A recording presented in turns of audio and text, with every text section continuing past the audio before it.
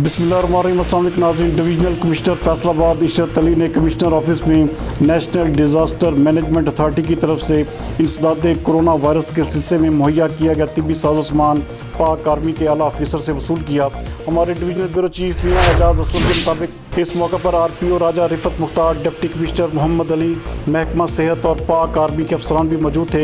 इस मौके पर बताया गया कि नेशनल डिज़ास्टर मैनेजमेंट अथॉरिटी की तरफ से भिजवाए गए मुख्तलिफ नौइयत के तिब्बी साजोसामान में personal protective equipment, face visor, goggles, हिफाजती फेस मास्क, ग्लव्स, सैनिटाइज़र और दीगर सामान शामिल है जो कि अस्पतालों में कोरोना वायरस के मरीज़ों के इलाज मुआवजा पर मामूर डॉक्टर्स और दीगर मावन स्टाफ में तकसीम किया जाएगा और ये तिब्बी साजोसामान वक्फे से फराहम किया जा रहा है।